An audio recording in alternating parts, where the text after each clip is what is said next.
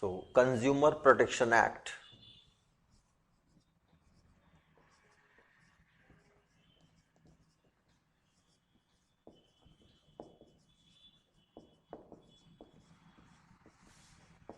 (2019).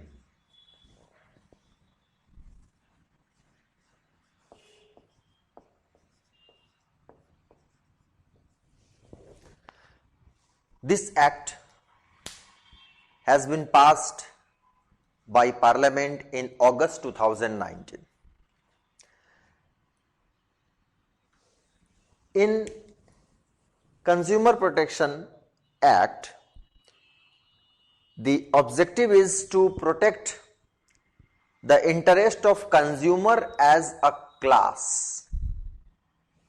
So, the term consumer is defined.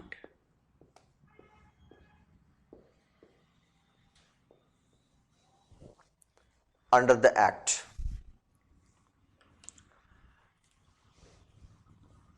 So, this Act is made in 2019 by repealing its predecessor,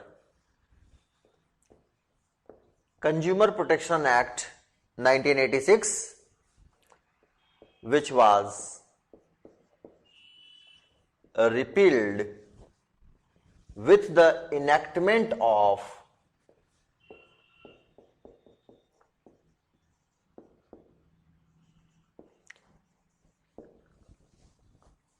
Consumer Protection Act 2019. So, the word consumer is defined.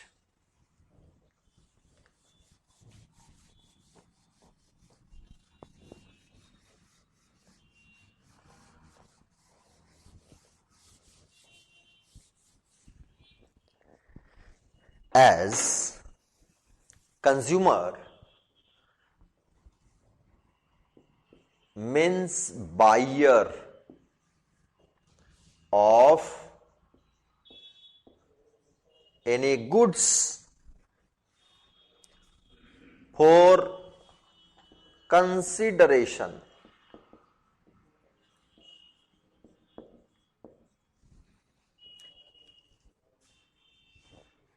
Consumer also includes hirer or availer, that is a person who hires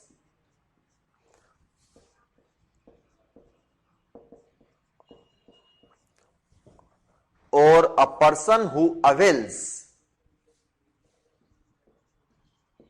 services for consideration.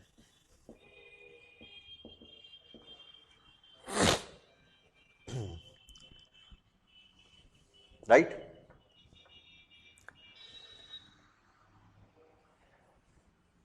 Now, there need explanation of the terms. So, goods,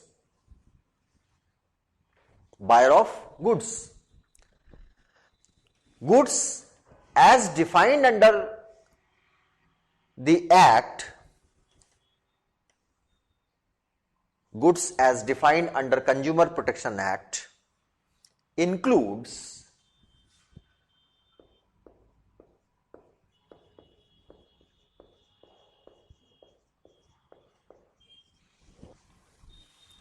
movable property,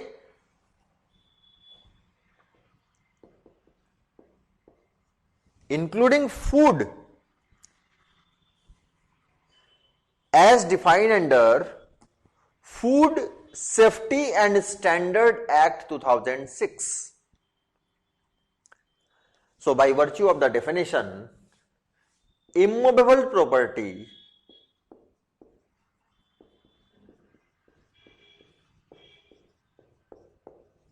such as land, building or things attached or embedded to earth are not goods.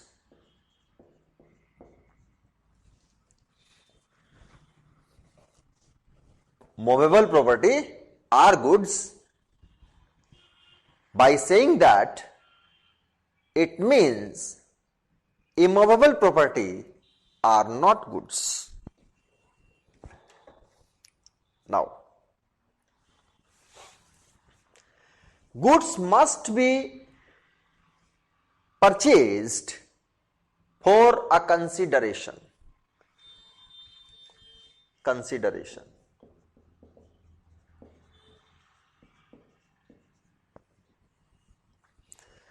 Consideration is an important element of contract.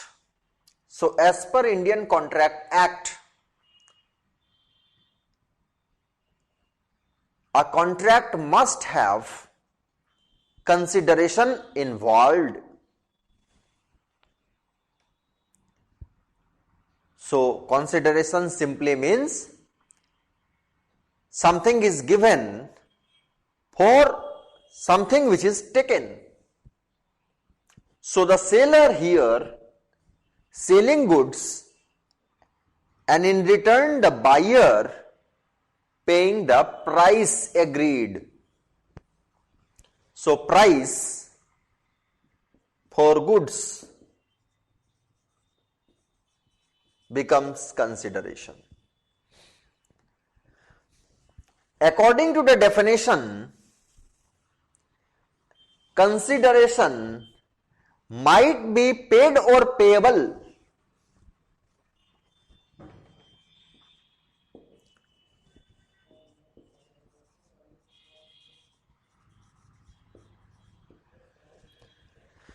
At the time of the transaction of sale and purchase, either the price is wholly paid or the price is partly paid and partly payable, or the price is totally payable in the future, say installment payment system.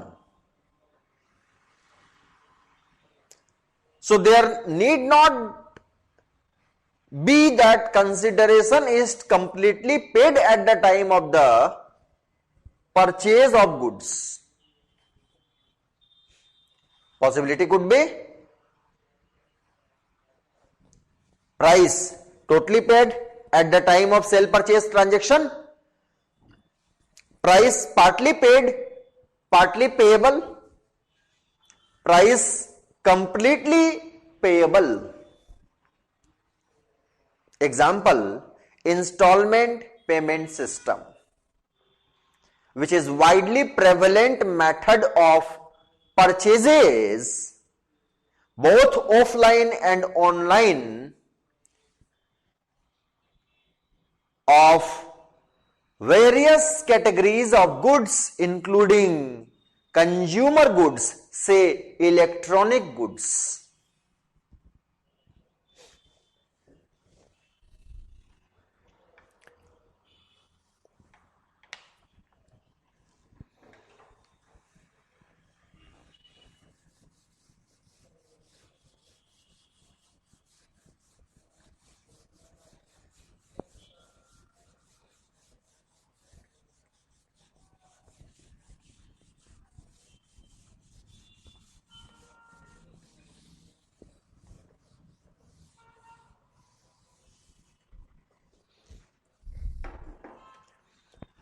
The term consumer includes a person who hires or avails services. The word service is defined under Consumer Protection Act itself, and it reads that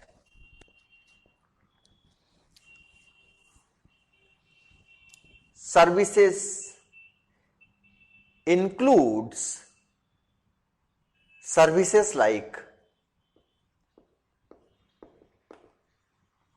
banking,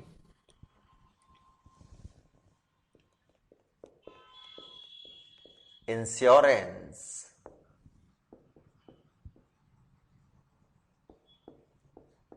transport,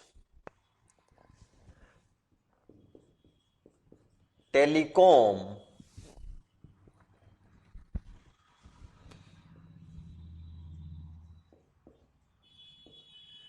entertainment, and so on.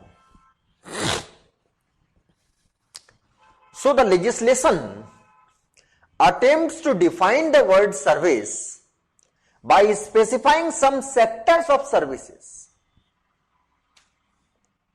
However, the list of sector in the term service under the Act is not exhaustive.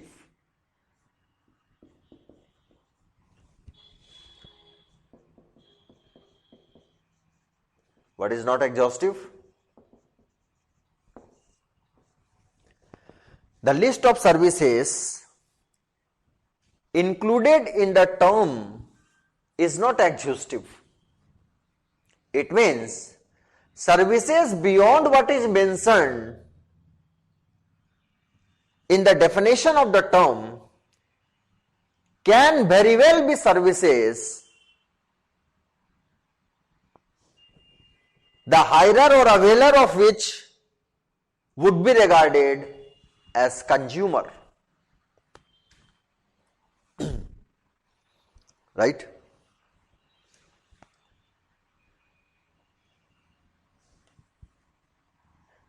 Like goods must be purchased for consideration, similarly services must be hired or availed for consideration, which can be completely paid at the time of availing the service, which can be partly paid and partly payable, which can be completely payable in the future. So consideration must be there. Presence of consideration in buying the goods or availing the service implies that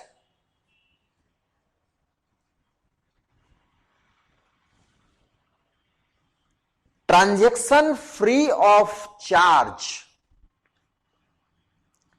free of cost, the buyer or the availer would not be consumer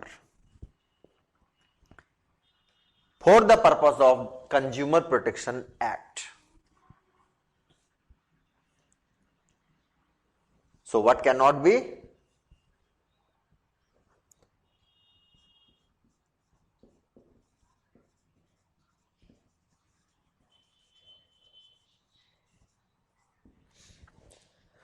Consideration must be present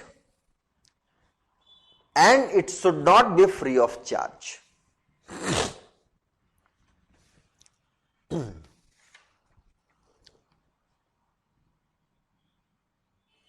Now,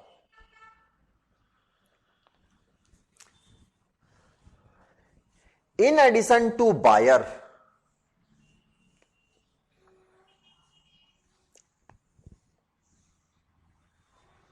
and the hirer or the availer,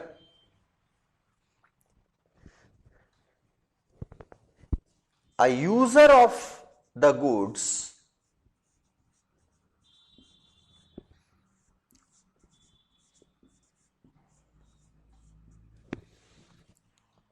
in the context of services, it is beneficiary.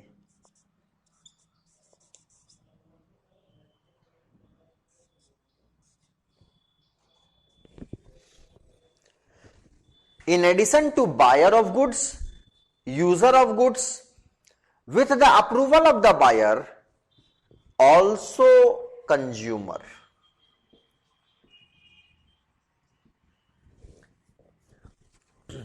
For example, Mr. A purchased some goods and gifted it to his relative, near or dear one. The person who is using the goods after getting the gift would also be consumer for the purpose of Consumer Protection Act. Similarly, any beneficiary of service, say employee of organization, being provided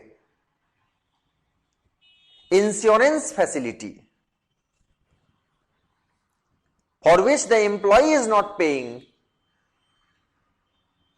rather the employer is paying. So consideration is flowing to the service provider, not from the hirer of service, but consideration is flowing to the service provider, not from the beneficiary of service, but from the hirer of service, but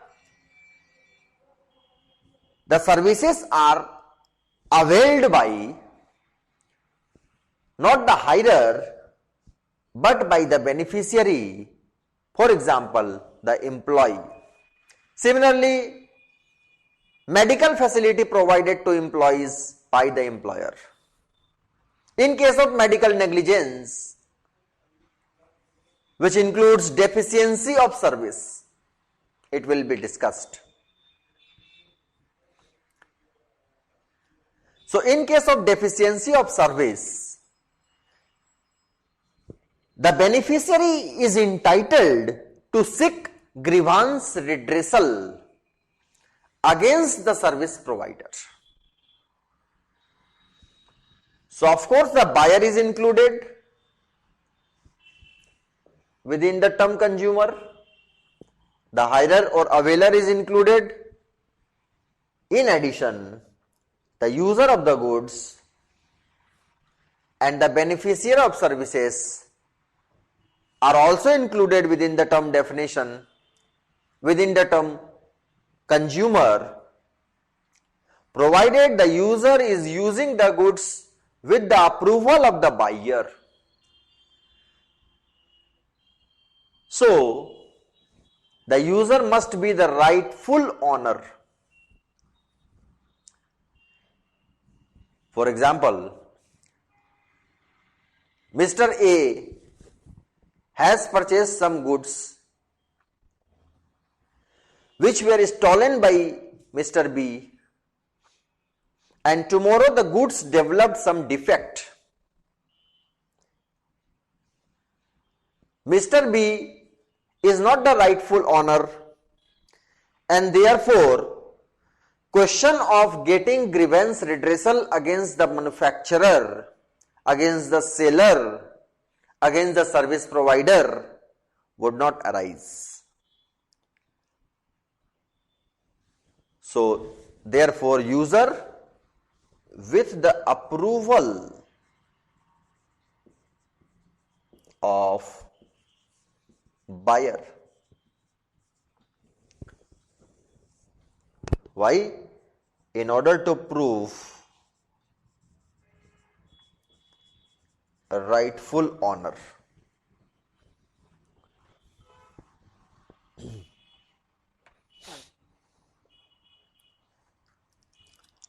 Now,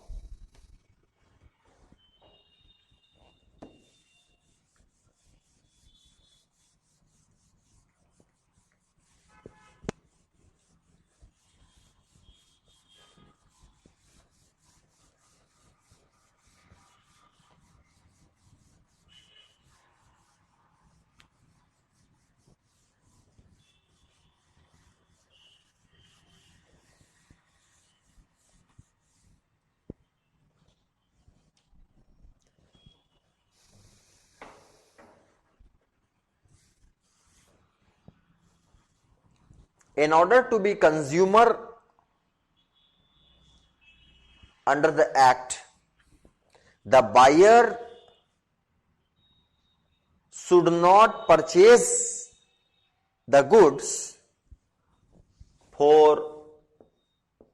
a resale or for commercial purpose.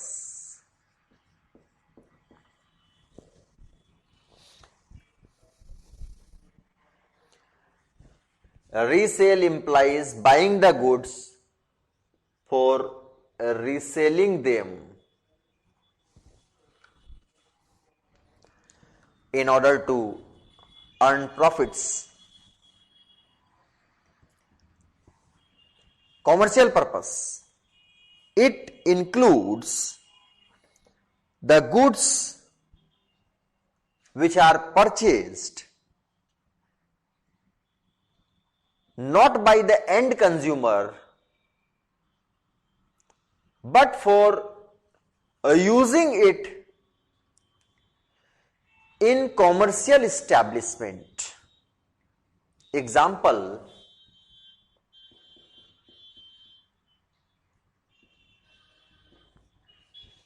air condition purchased by Mr. A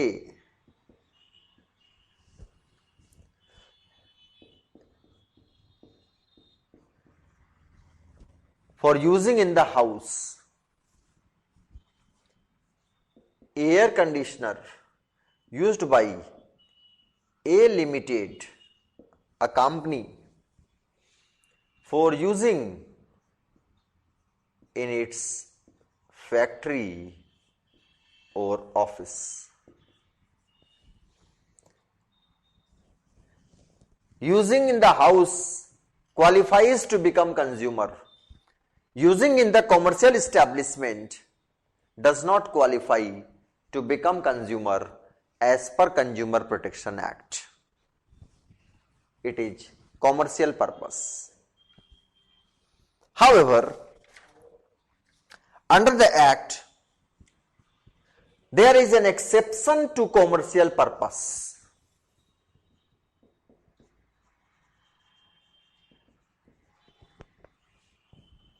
Exception to commercial purpose, which implies that goods bought and used exclusively for earning livelihood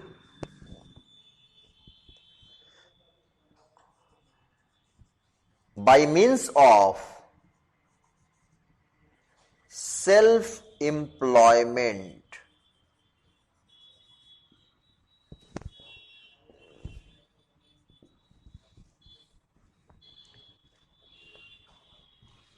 Goods purchased to earn livelihood by means of self-employment is an exception to commercial purpose. Example: air condition purchased by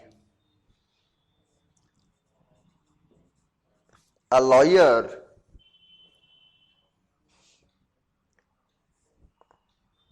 or a medical practitioner to use in the chamber, in the office, to use in the clinic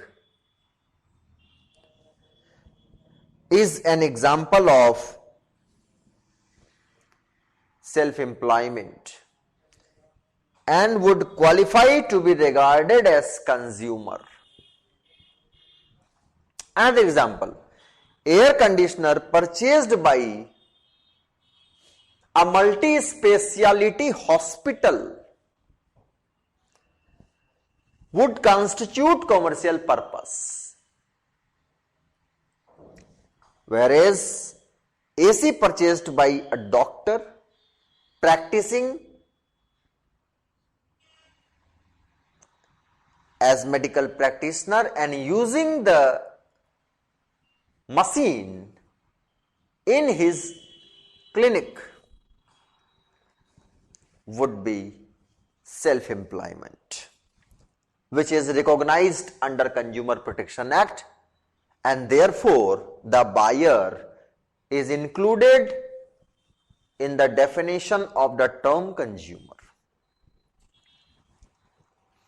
So the intention of the law is clear. Consumer Protection Act is a law to give grievance redressal to the consumers in cases like defective goods manufactured and supplied, in cases like deficient services provided, in cases like unfair trade practices adopted by the trader or service provider, and so on.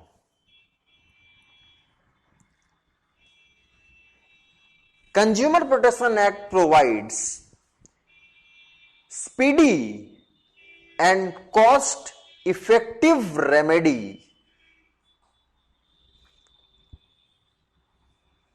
Unlike civil court, the long-drawn procedure is avoided in the proceedings before the consumer courts,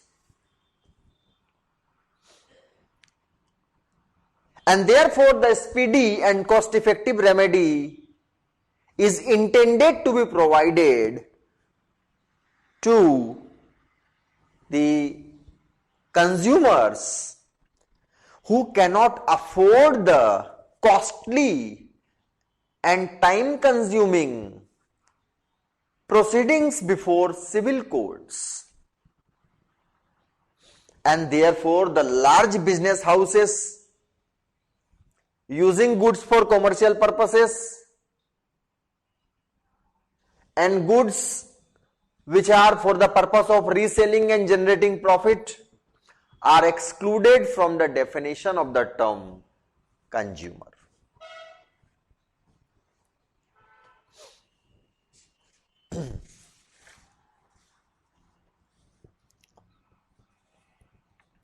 Right.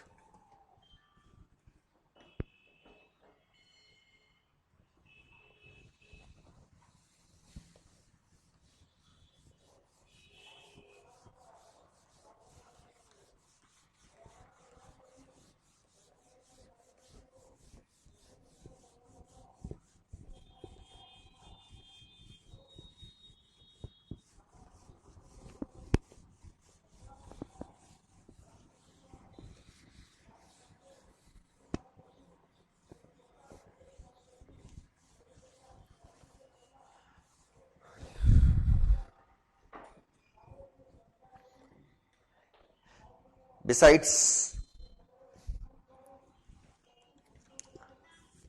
service, it excludes service provided under contract of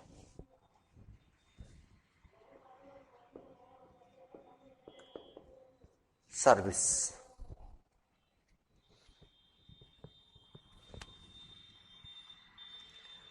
So this term contract of service must be contrasted with what is called contract for service. So there is a difference of and for in the two terminologies. What is excluded under Consumer Protection Act from the definition of term consumer? Contract of service. Contract for service is included. So a service falling within the meaning of this term is included, and the availer, the buyer, beneficiary is consumer. Contract of service implies a relationship of master and servant or employer and employee, under which the employee or the servant is required to obey the orders issued by the master or the employee. Whereas contract for service implies a contract where services are rendered which are of professional or technical nature and the performance of which not subject to detailed direction in order. For example, services availed of a doctor, services availed of engineers, lawyers, accountants. Here, the client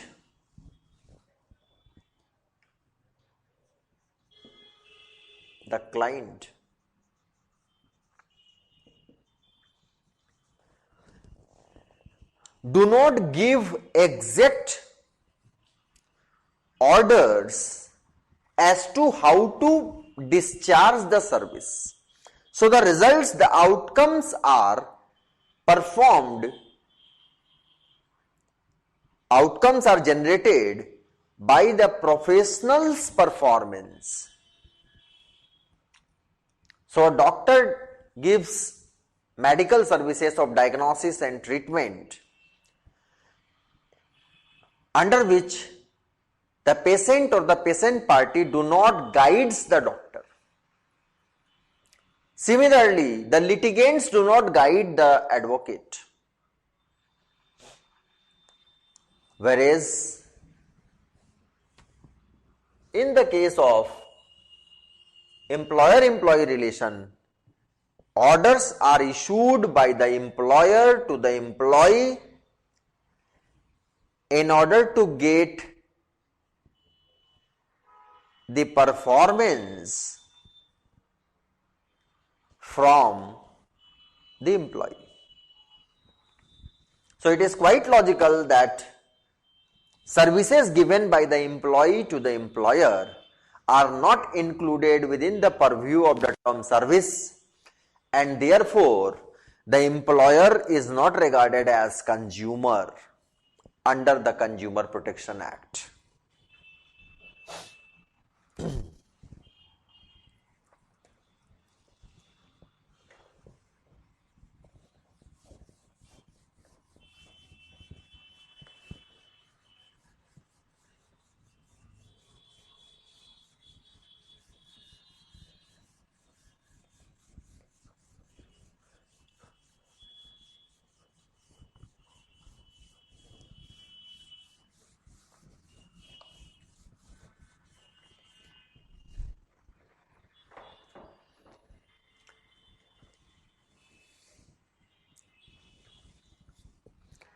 The definition of consumer has been expanded under Consumer Protection Act 2019.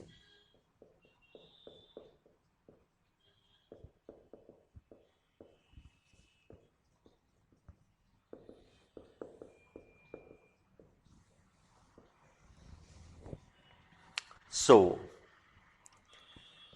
as per the changes, the term consumer includes buying of goods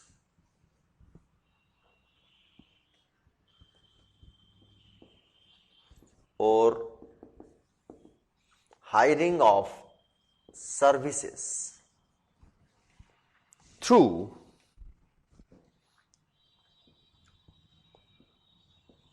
offline as well as online, that is electronic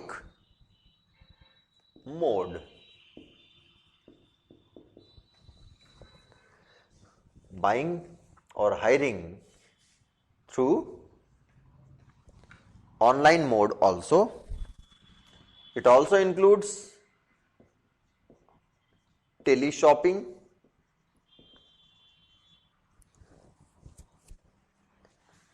also includes direct selling, it also includes multi-label marketing.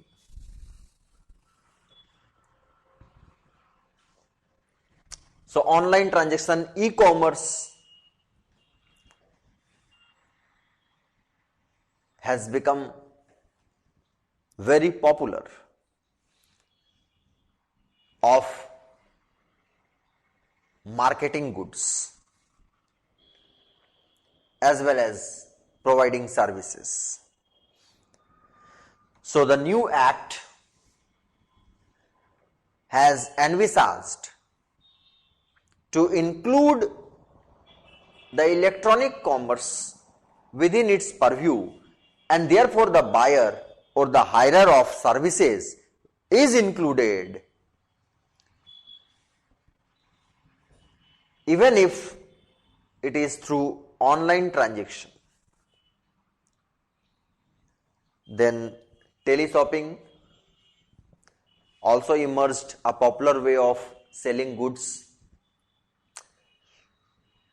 So selling goods through tele-shopping is also included within, and the buyer is included within the term consumer. The term direct selling implies sale or distribution or providing service through a network of seller other than through a permanent retail location.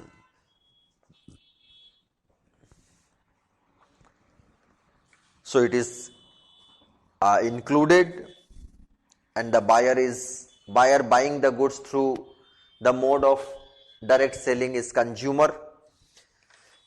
Then multi-level marketing, that means chain marketing, where the previous buyer recommends the goods to the prospective buyer, and the person believing the recommendation purchases the goods, whereby some discount is offered to the prospective buyer as well as some financial benefit is provided to the previous buyer. So Mr. A has purchased some goods, has recommended to buy to Mr. C. Mr. C also purchased the goods. So Mr. C will get some discount from the seller, as well as Mr. B will get some financial benefit. So multi-level marketing, it is also covered, and the seller is included within the term.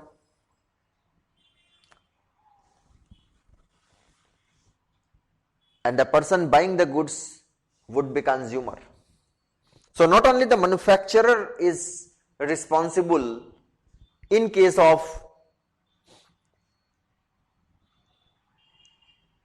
some wrong goods, some defective goods, some spurious goods, or some misleading marketing advertisement,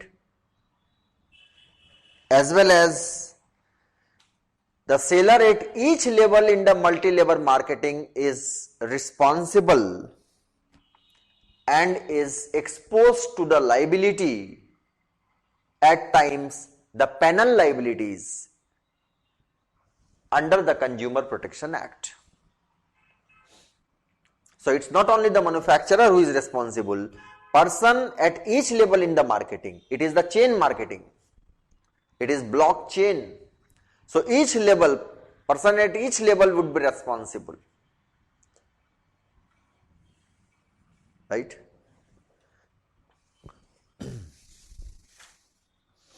Now, having understood the word consumer,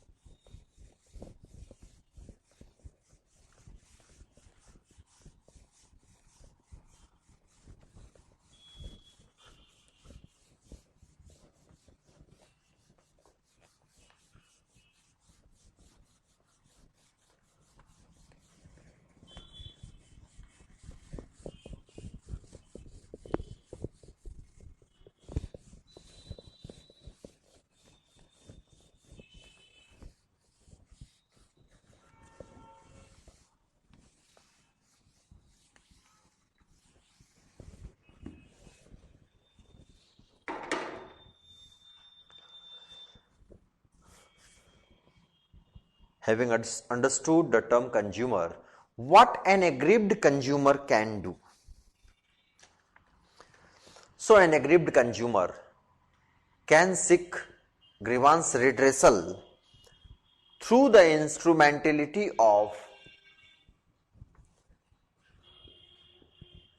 complaint.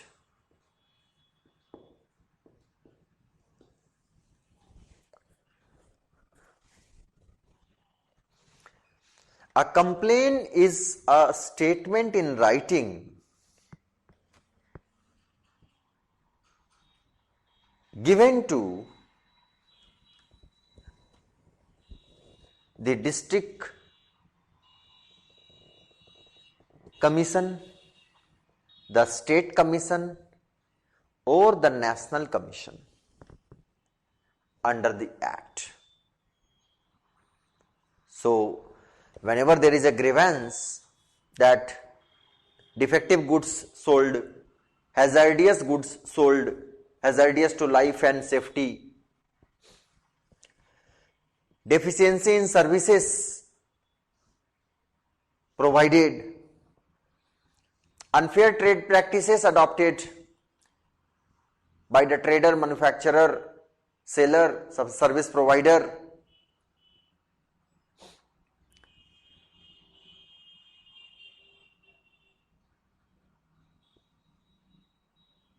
so the remedy available under the act is to make a complaint. And complaint to whom? Complaint to the quasi-judicial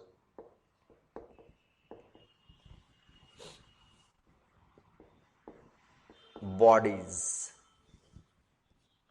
established under the act.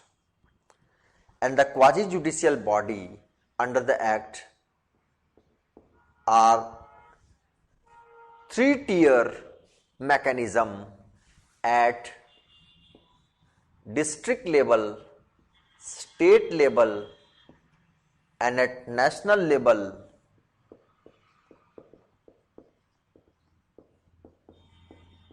called, in short called, district commission, state commission, and national commission. So they are the courts at the district, state, and national level. So complaint can be made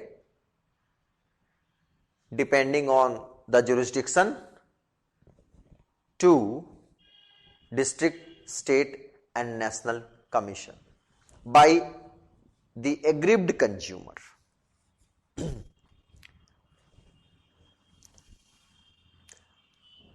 Complaint is made with a view to seek relief as provided under the Consumer Protection Act. A complaint can include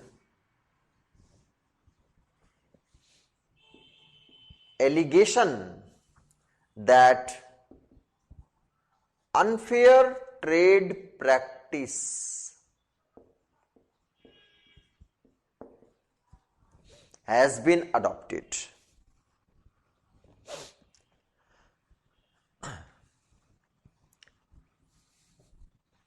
That a restrictive trade practice has been adopted.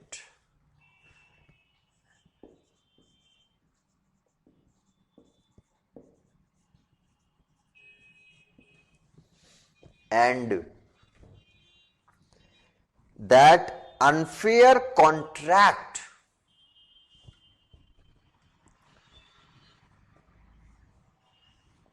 adopted, which is a new addition by CPA 2019.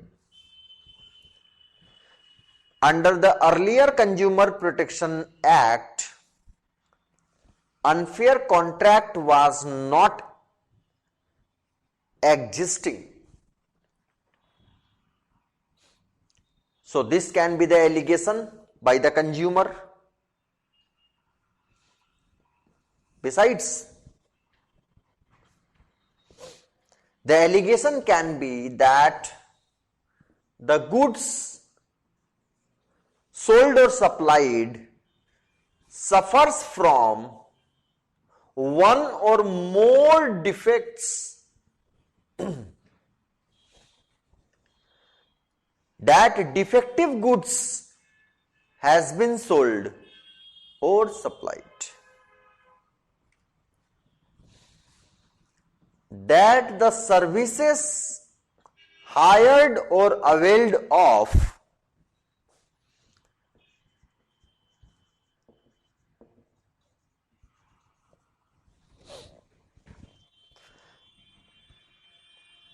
suffers from deficiencies.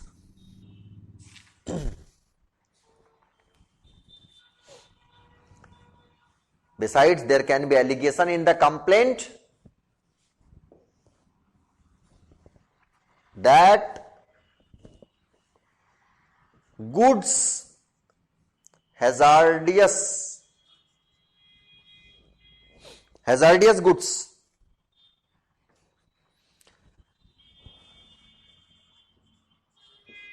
hazardous to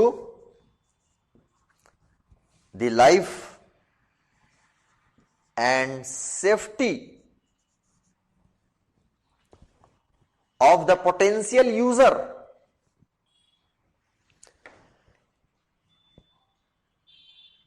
was offered for sale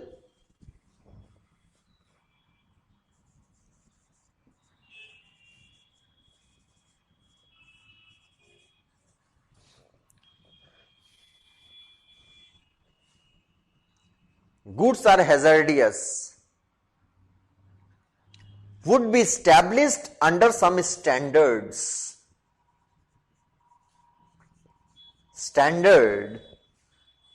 as prescribed under some law, and therefore there will be allegation that there is contravention of the law in which the standards has been prescribed regarding the hazardness.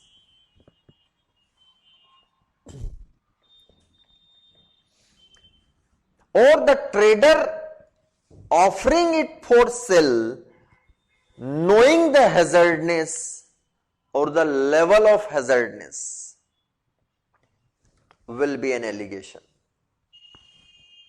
Besides, the allegation in the complaint can include that services hazardous to life and safety were offered knowingly by the service provider. Hazardous services to life and safety offered knowingly by the service provider. An allegation.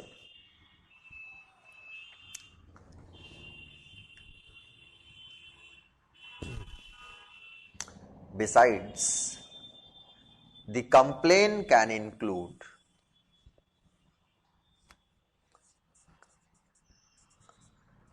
claim for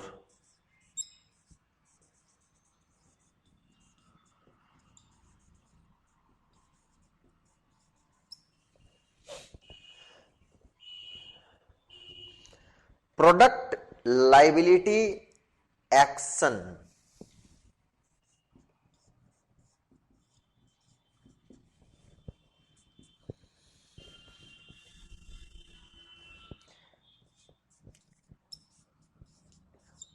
also addition under Consumer Protection Act 2019. It was not existing under the previous Consumer Protection Act. Claim for product liability action. Each will be discussed. So what is unfair trade practice, restrictive trade practice, unfair contract, defect in the goods, deficiency in service, hazardous goods, hazardous services, and claim for product liability insurance action.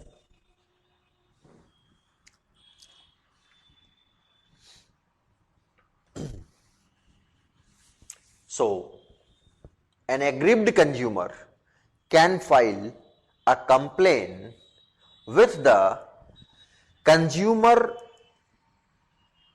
forums, consumer courts, and there can be allegations about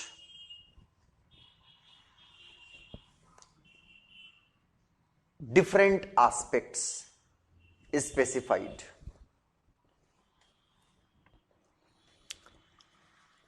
Should be clear.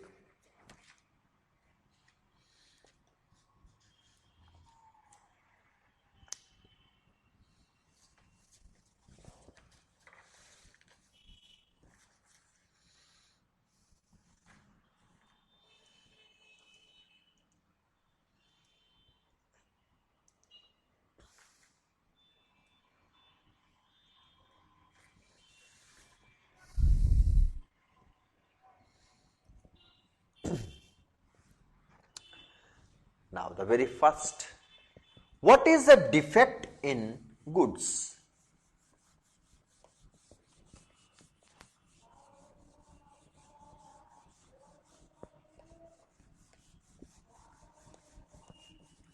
What is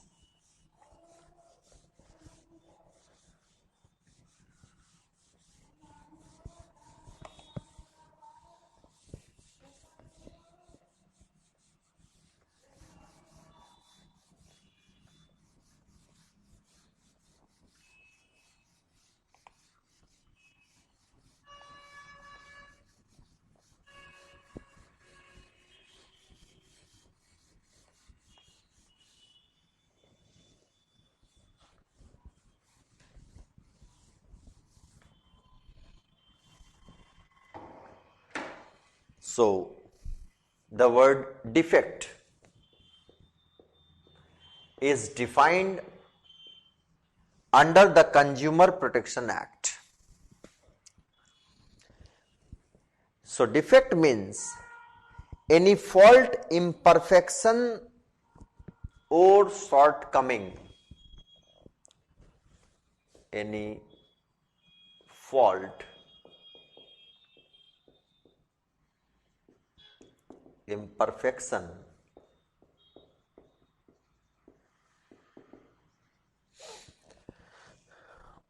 or shortcoming in the quality, quantity, potency, quality,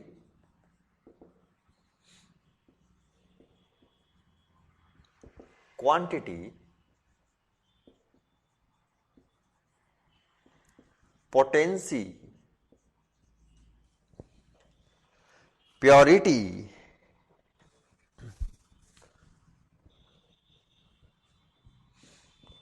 or standards required to be maintained under law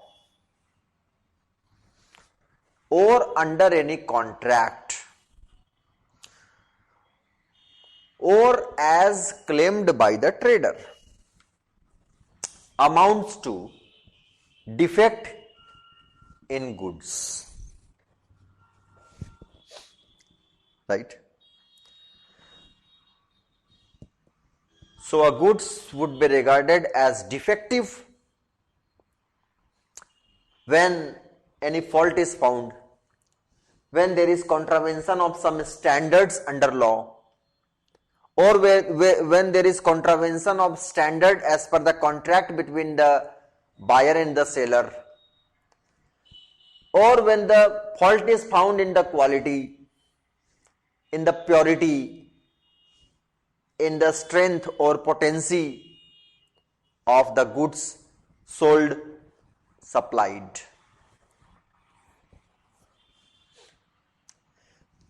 When proved,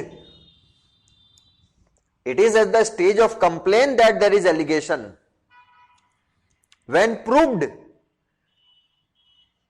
after completion of the proceedings, before the consumer forum, there would be orders being passed by the respective commission.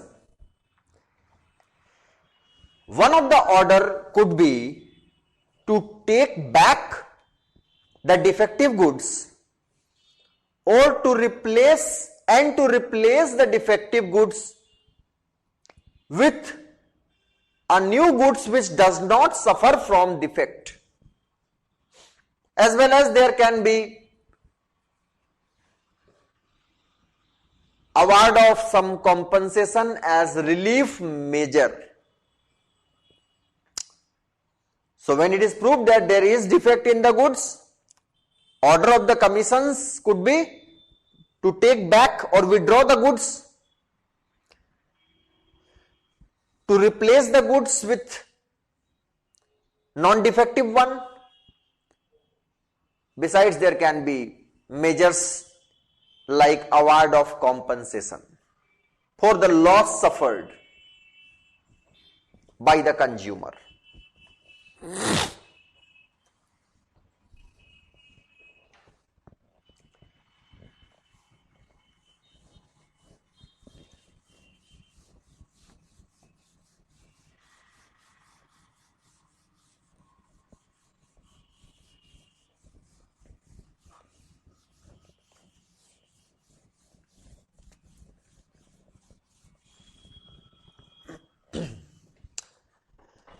Then the word deficiency.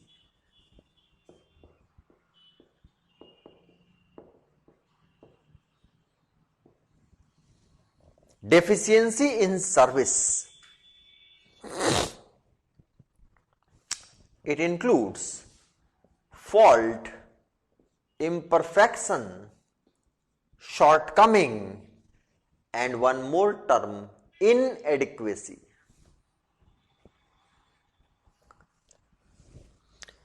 In the quality, nature, and manner of performance.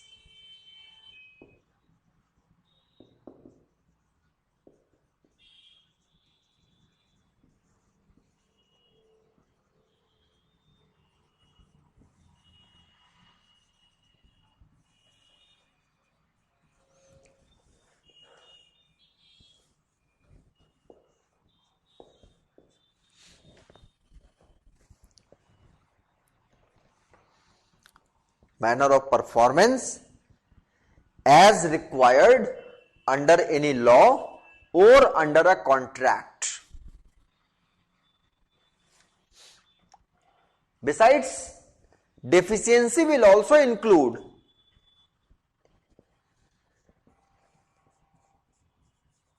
any act of negligence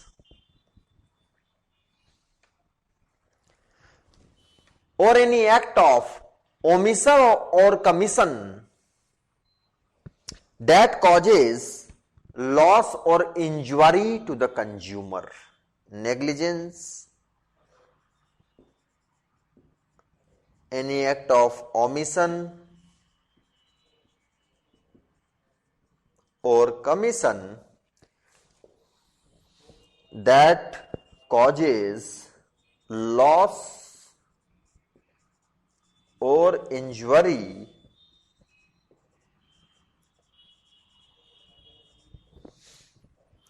to the consumer.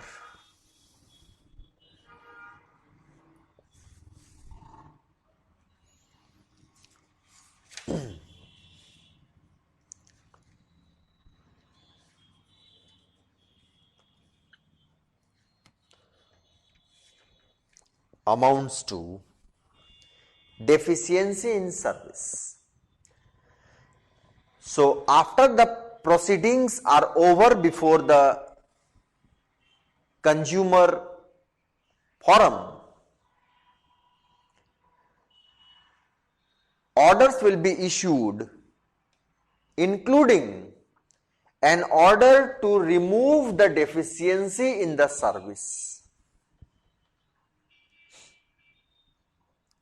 That the services suffered from deficiency, hence the remedial order measures by the orders of the commission could be to remove the deficiency. Besides, there can be order to provide the sum determined as compensation for the loss or injury suffered because of the negligent or deficient services by the consumer, that is the hirer or the availer of service.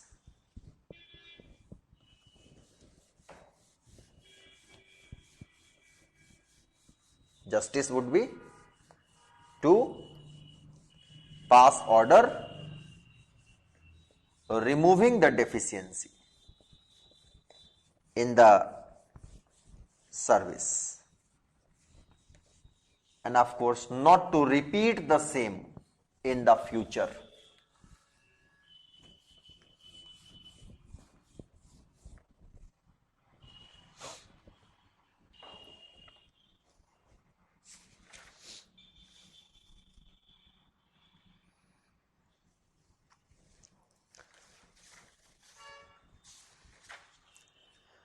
Besides, allegation in the complaint included unfair trade practice.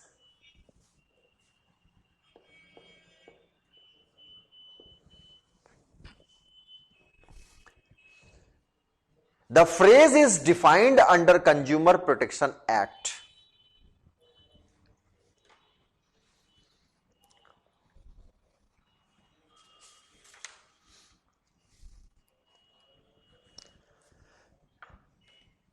So unfair trade practice is defined as a trade practice in which unfair or deceptive methods were employed for promoting sale or supply of goods or service. How goods were promoted for sale and supply? By adopting unfair or deceptive methods.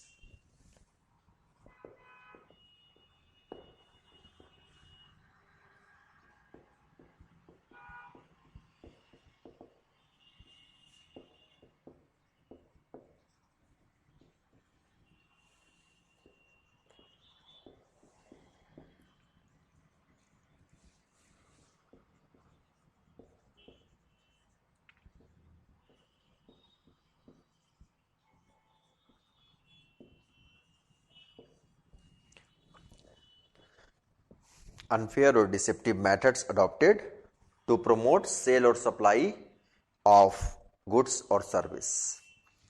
And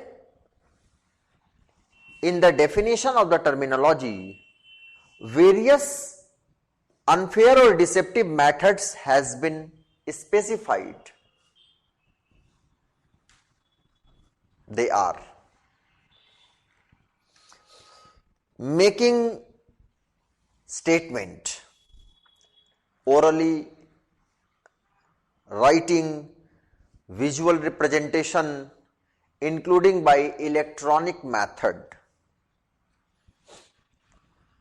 and the statement falsely represents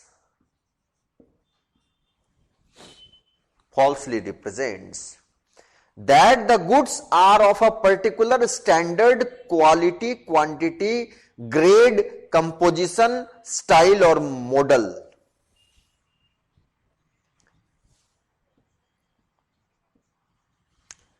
Falsely represents that the goods are of a particular quality, grade, model, etc. Statement falsely represents that the services are of a particular quality or grade.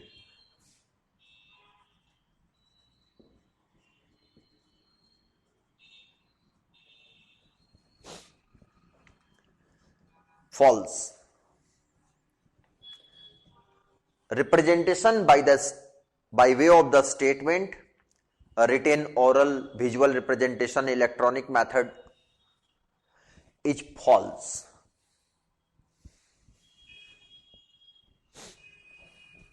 Statement falsely represent any second-hand, renovated or old goods as new goods.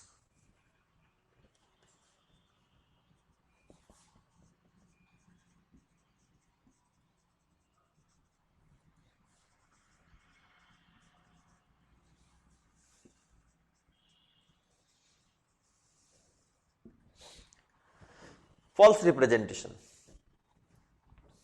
that an old goods, second hand goods, renovated goods, reconditioned goods is falsely represented as new goods. Statement falsely represents that the goods or service have some sponsorship or approval. Goods or service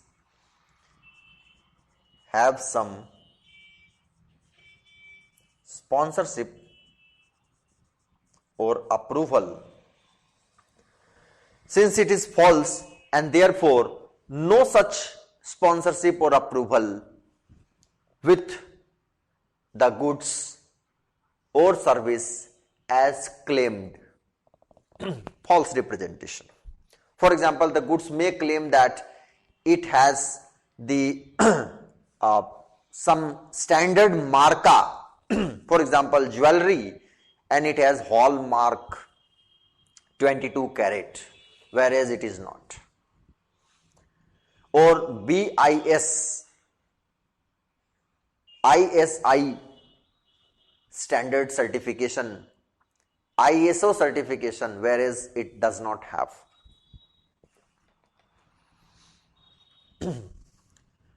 False representation that the seller or the supplier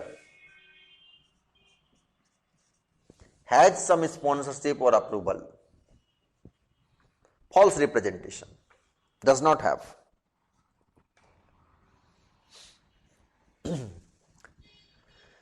There is some false or misleading representation, false or misleading representation about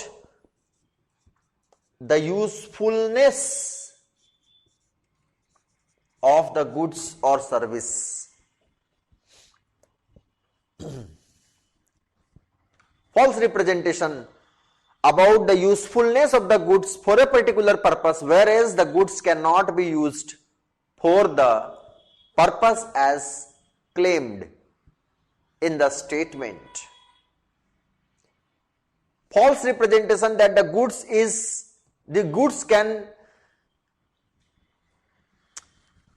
complete the need, whereas the goods is incapable of satisfying the need as claimed.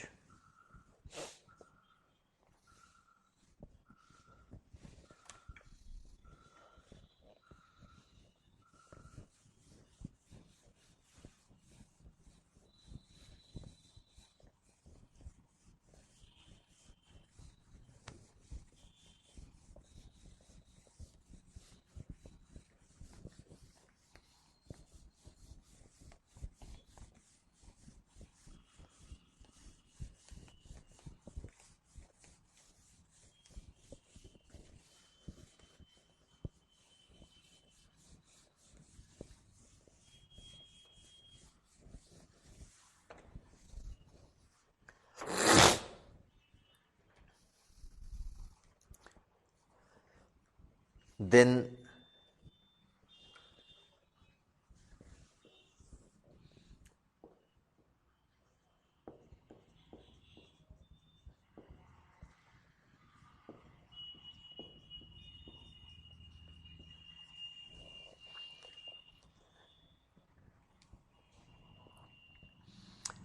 giving guarantee or warranty about the performance, length of life of a product or a goods which is not based on adequate test.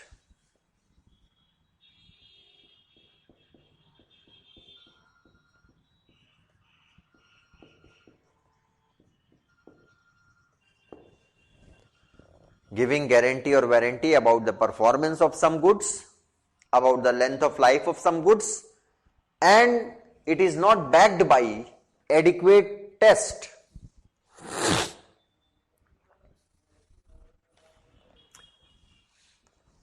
Then representation that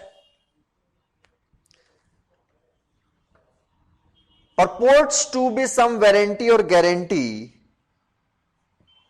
which is statement purportedly a warranty or guarantee which is misleading.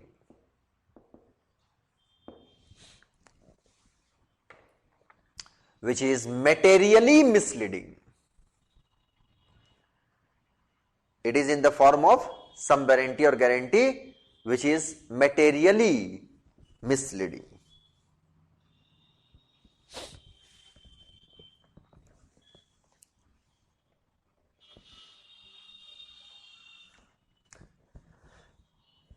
Then promise to repair or replace some goods which is materially misleading.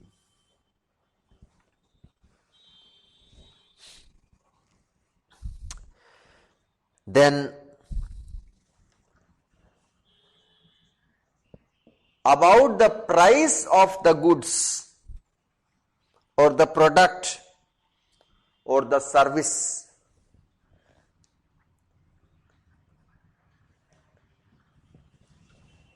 materially misleading the public.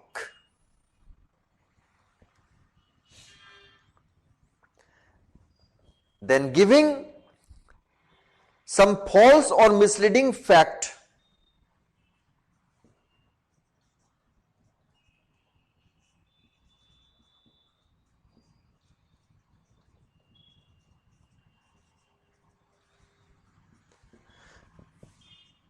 disparaging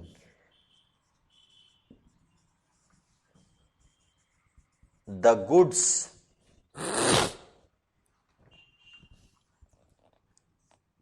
services trade of others.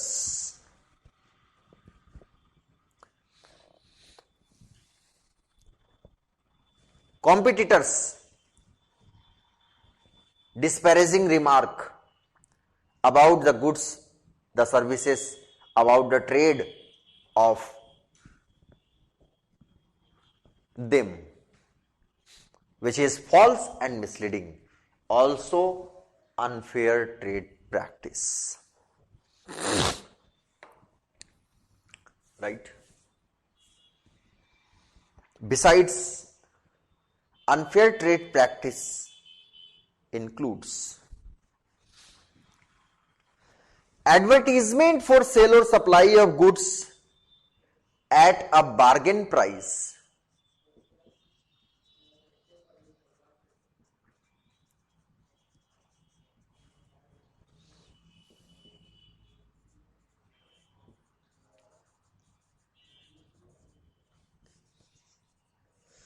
Advertisement for sale or supply of goods at a bargain price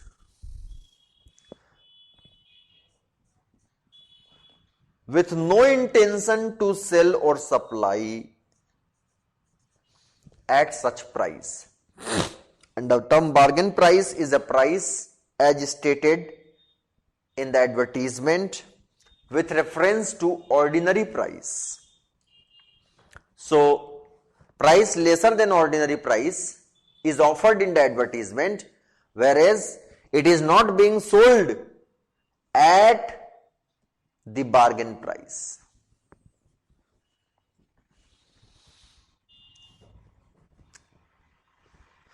Offering gift or prizes, gift or prizes, creating some impression that given free, whereas it is covered in the price. The price charged for the goods fully or partly covers the price of the gift or prizes. However, the impression is being created that it is given free of charge with no cost.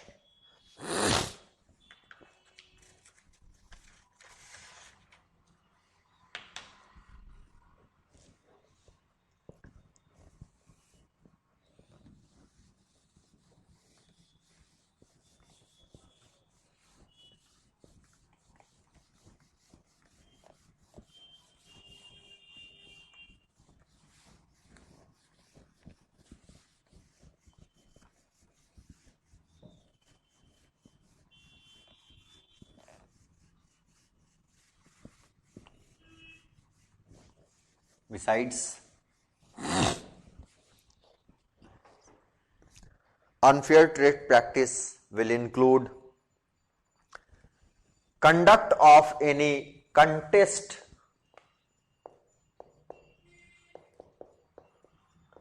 any lottery, game of chance or skill,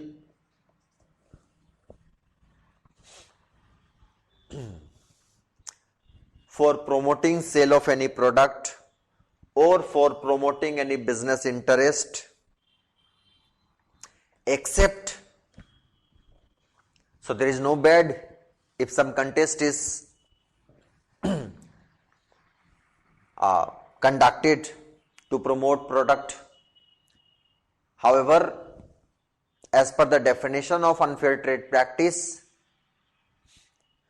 any such conduct of contest, game of chance or lottery to promote the product can be permitted if it is as per the rules made by the central or the state government. So, if the rules permit,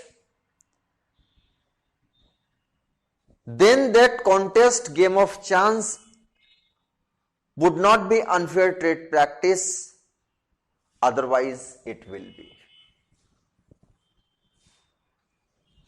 Should be clear. Unfair trade practice would include withholding the final result of the scheme from the participants.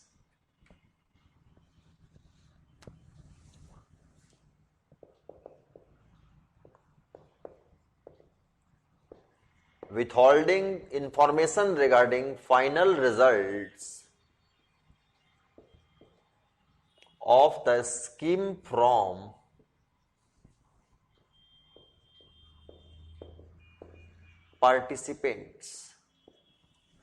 participants of the scheme that offers some gift or prize free of charge. So when a scheme was launched, it was purported to provide some gift or some prize upon the announcement of the result after some time.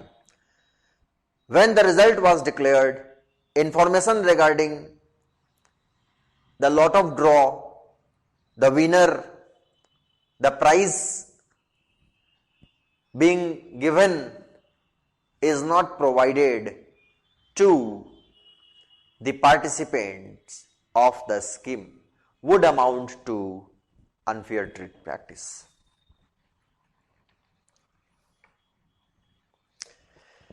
Then selling or supplying any goods knowingly which do not comply with particular standard relating to performance, design, construction, which is necessary to reduce risk of injury to consumers.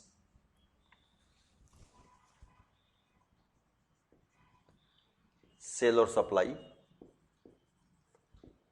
of goods, right?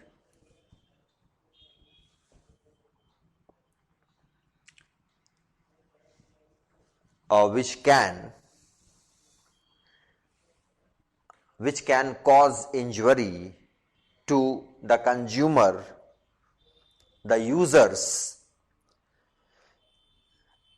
and the supply or sale was knowingly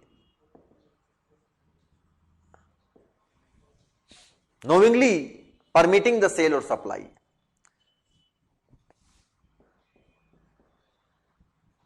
In contravention of some standards under law, some standards regarding the performance, regarding the design, regarding the packaging, which is necessary to prevent injury. Standards regarding performance, packaging, design, and this is necessary to prevent the loss or injury to the potential users of the goods would amount to unfair trade practice. Unfair trade practice will include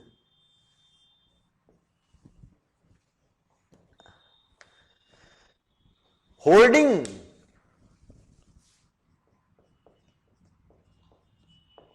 of goods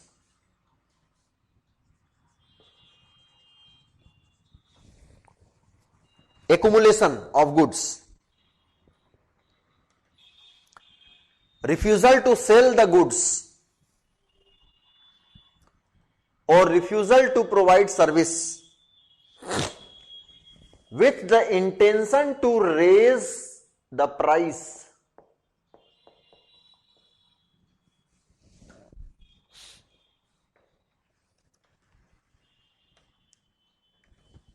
with the intention to raise the price of the goods or price of similar goods so that the goods so hoarded could be sold or supplied later on at the raised price amounts to unfair trade practice.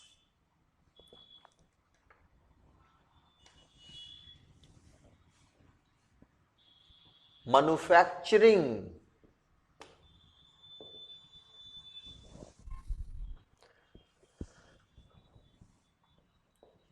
or offering for sale,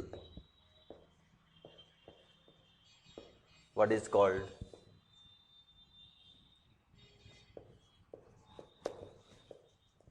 spurious goods. Spurious goods are the goods which are falsely claimed to be genuine goods.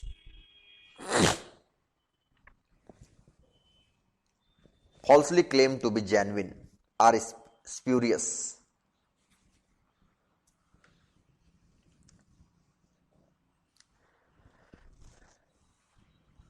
All this amounts to unfair trade practice.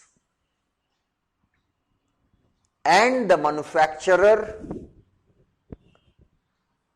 the seller, or the service provider would be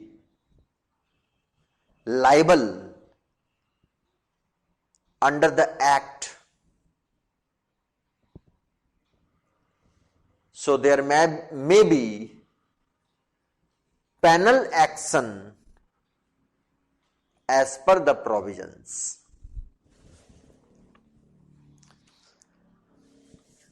Under the new Consumer Protection Act,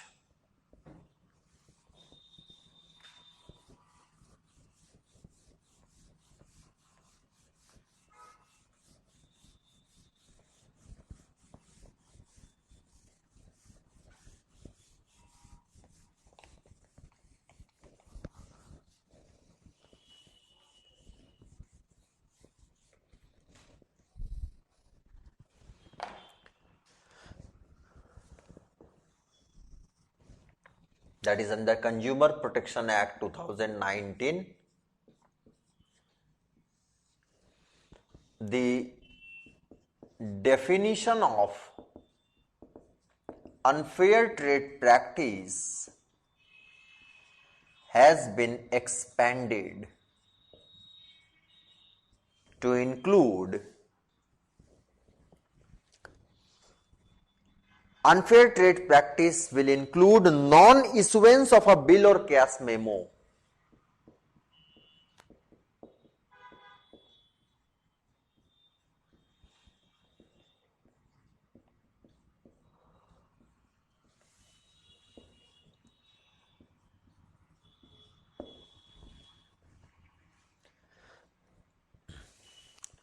Consumer, while purchasing the goods or while availing the service, is entitled to receive the bill or the invoice or the cash memo for the price paid, and the bill must include description of the goods or services provided.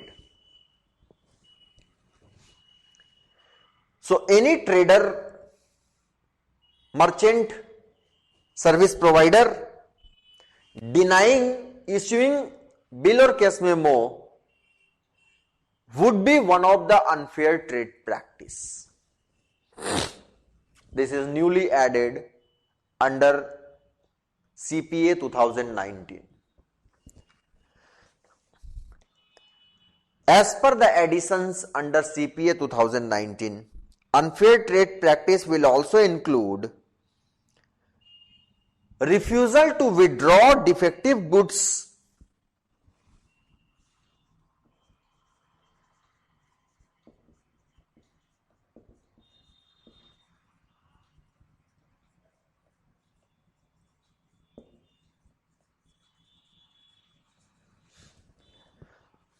when the goods are found to be defective by the consumer courts at various levels, The orders will include to withdraw the defective goods from the marketplace, and the manufacturer, the seller, is required to remove such goods from the market and remove such goods from being offered for sale. Right? Also, refusal to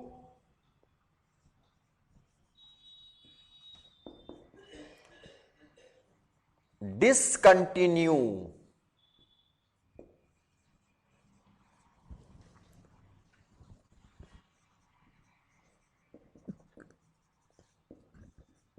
deficient services,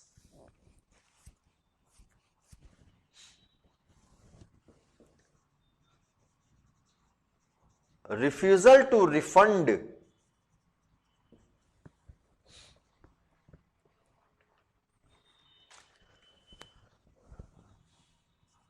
consideration paid.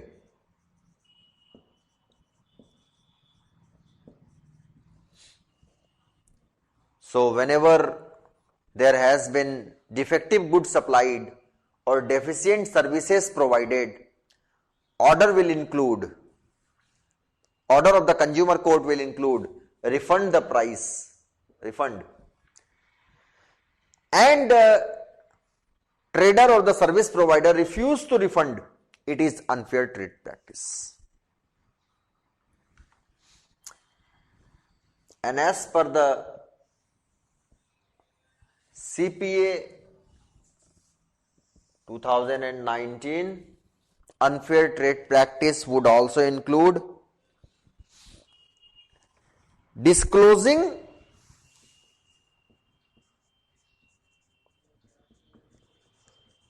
personal information of consumers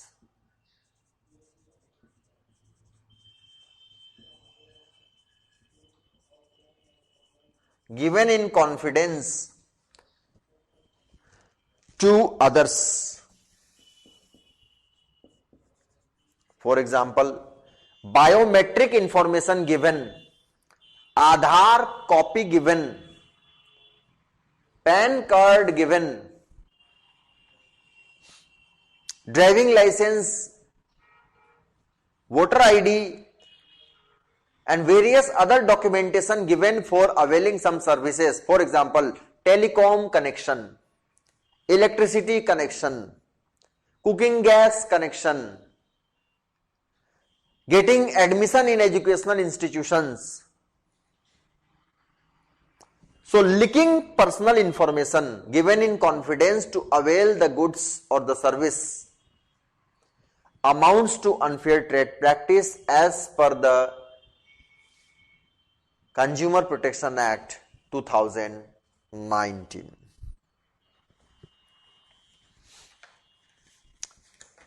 So this is all about unfair trade practice as per the definition under this Consumer Protection Act. So complaint among others includes an allegation